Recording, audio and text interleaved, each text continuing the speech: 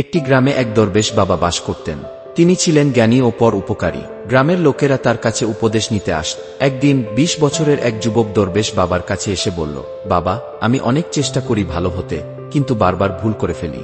আমি কিভাবে নিজেকে বদলাতে পারি? দরবেশ বাবা মৃদু হেসে তাকে একটি পাথর দিয়ে বললেন, এই পাথরটি নিয়ে বাজারে যাও এবং দেখো কেউ কি এটিকে ১ টাকা দিয়ে কিনতে চায়। যুবকটি বাজারে গিয়ে অনেকের কাছে পাথরটি বিক্রি করার চেষ্টা করল, কিন্তু সবাই বলল, এটা তো সাধারণ পাথর, ১ টাকাও দেব না। যুবকটি হতাশ হয়ে দরবেশ বাবার কাছে ফিরে এল। তখন দরবেশ বাবা বললেন, এখন এটি নিয়ে রত্ন বিক্রেতার কাছে যাও। রত্ন বিক্রেতা পাথরটি দেখে অবাক হয়ে বলল, এটি তো মহামূল্যবান রত্ন, আমি ১,০০,০০০ টাকা দিতে রাজি। যুবক বিস্মিত হয়ে দরবেশ বাবার কাছে ফিরে এল ও সব বলল। দরবেশ বাবা তখন বললেন, দেখো বাছা, তোমার মূল্য ঠিক ততটাই যতটা সঠিক পরিবেশ ও ভালো মানুষের মাঝে থাকলে তুমি পেতে পারো। নিজের মূল্য বুঝতে শেখো এবং ভালো পরিবেশে থাকো, তাহলেই তুমি নিজেকে বদলাতে পারবে।